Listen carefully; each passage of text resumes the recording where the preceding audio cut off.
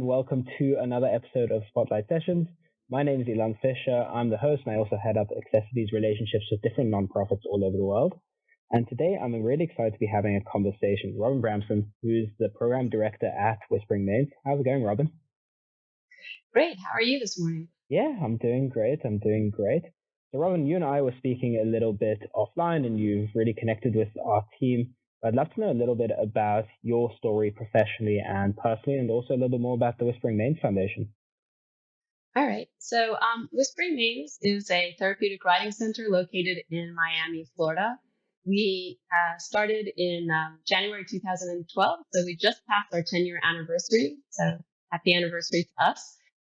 We work exclusively with people with disabilities, ages 5 years old and up. The disabilities span from autism, cerebral palsy, Down syndrome, spinal cord injuries, traumatic brain injuries. We also have a veterans program open to any and all veterans. And we also recently added a hippotherapy component, which is an occupational therapist who sees her clients at our facility and has the horse as part of her treatment plan.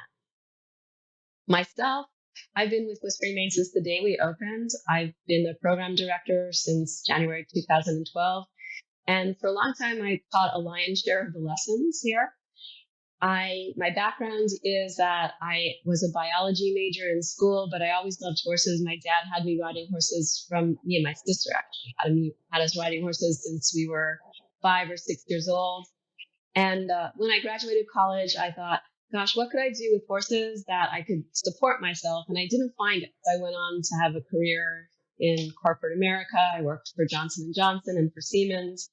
And I happened upon this one weekend when I was living in Atlanta, and they were looking for volunteers. So I went out and I volunteered, and I thought, wow, this is really cool. The first person I worked with was a little girl who came. She was using a wheelchair, and we got her on the horse. And the smile was like ear to ear. And I thought, gosh, if you were the parents and you saw this happening, you'd be so pleased to see what your kids could do. So I kept volunteering. I moved to San Diego, kept volunteering. And about 12 years ago, I decided to make a career change. I thought I'd rather be a therapeutic riding instructor than a product manager at a big, invisible conglomerate somewhere where I didn't really get to see who I was touching or who was benefiting from what I was doing. So I got certified, and when Whispering Mains opened, they approached me, and I came on board here full-time September of 2012. I started as part-time. We only had a few clients, but we grew really quickly because the need was super here in Miami. And so I've been full-time here since September 2012. Never looked back. Never cared that I gave up, the company car or the American Express card. They say do what you love and you never work a day in your life, right? So that's the way I feel. Do what I love. If you do what you love, you love what you do. And Robin, exactly. I wanted to kind of understand a little bit more about kind of the benefits of therapeutics, specifically with people with disabilities and with animals. Kind of like, can you talk me through a little bit, a few of the benefits or some of like the processes that you've learned over kind of your 10 years? Yeah, sure. So, the concept of therapeutic riding has been around for almost 40 years. It started in Europe, and it's really shown benefits in a lot of different ways. So for those of us who don't ride horses, or for those of you who don't ride horses, it looks like you get on a horse and you kind of sit on the horse and the horse does all the work. But that's not exactly how it works.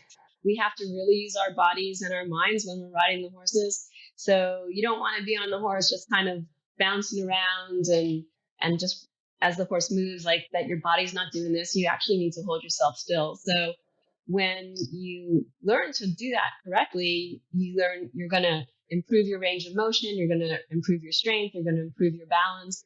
And so we use those concepts when we're working with people with disabilities to what do they need to work on? Do we need to work on improving range of motion? Do we need to work on following directions or sequencing, being able to do multi-step directions?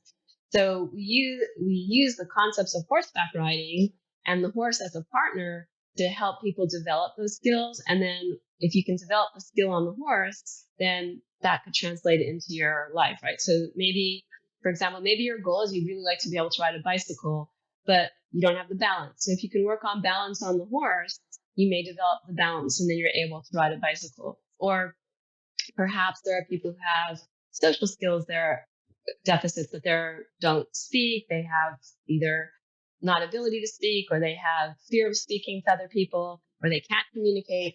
Learning to communicate with the horse can help them to speak or to communicate better in their personal life. So working with the horse helps to build independence and confidence and self-esteem so that you have a better personal life or better independent life.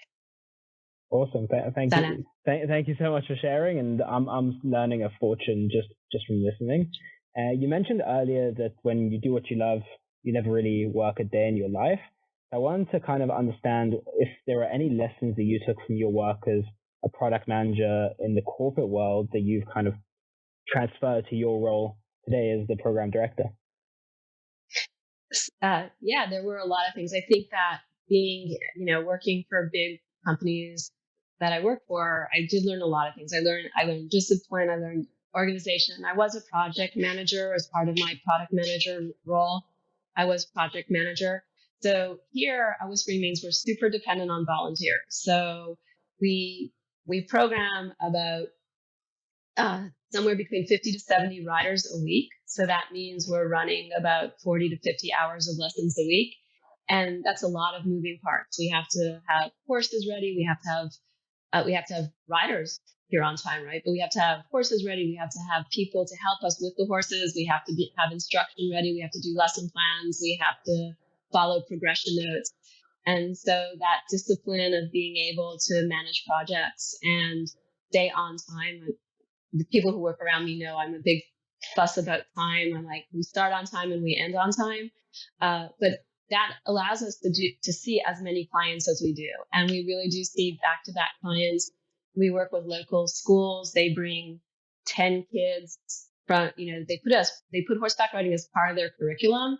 And they come in the mornings and they bring 10 kids, and we get 10 kids on and off horses in a 2-hour time frame safely. And that's the key. Is also safety is a big thing, because when you're working with animals as large as horses, we need to be safe.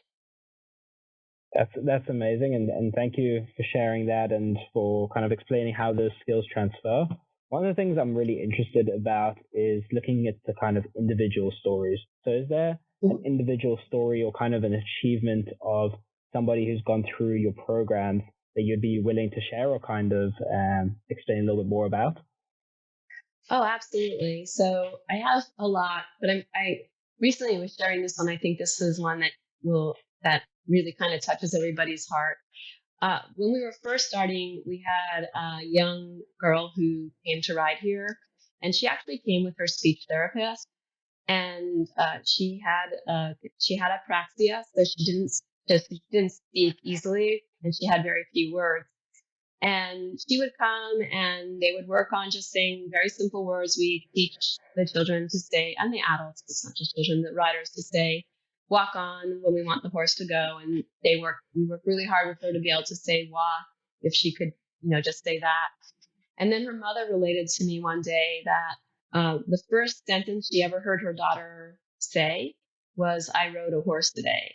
And, that just still puts like the hair standing up on my arms, that this child was so motivated by what she was doing with the horse that it motivated her to communicate with her mother. She had not been able to communicate other than, with signs or just pointing or whatever. And she actually broke that barrier to be able to use language to be able to communicate with her mom. So we have a few stories about that. I have another little girl who was working with her speech therapist and very resistant to doing anything. She may never develop spoken language, but they've been working on sign language. And one of the first things she said was, horses eat apples. So again, we broke a barrier where she was not motivated to work with a speech therapist at all. And the horse motivated her to want to communicate. So I think that those are stories of hope for me, that parents can see that we really do make a difference. That's super special, and thank you for sharing.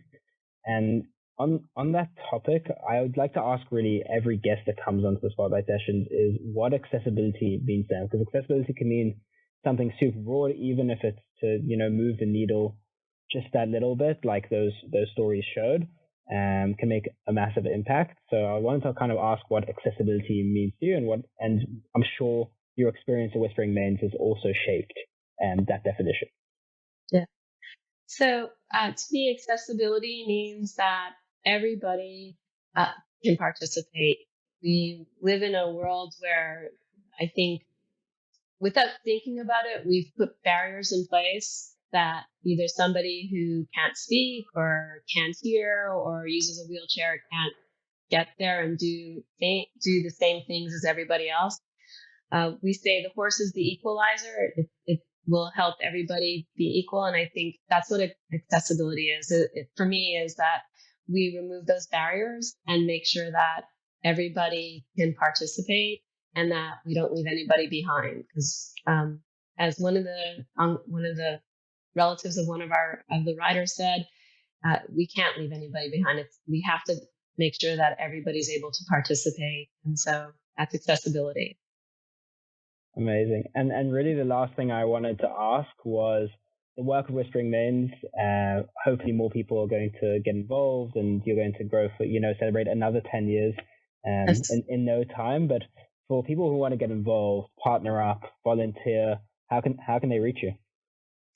So we do have a website that happily we do have accessiBe on, so we are accessible to everybody. And our website is www.whisperingmains.org. www.whisperingmains.org. They can call us 305-596-4204 or email us at info@whisperingmains.org. And if they can't remember any of those, just Google will come up as one of the first Google searches. Where our SEO is pretty good. So if you Google therapeutic riding in Miami, we'll come up first. We get a lot of calls from people who are typical or without disabilities. So we do show up real high in Google searches in case someone forgets all those other things. So perfect. So again, Robin, I wanted to thank you for taking the time and for the work that everyone at Whispering Mains is doing. You've really achieved a fortune, and we're really glad to be supporting the mission. Until our next conversation, our next collaboration, thanks again for being on the Spotlight session. Oh, you're welcome, Elon. It's wonderful to work with you guys, and really appreciate the opportunity to be on Spotlight. Cheers.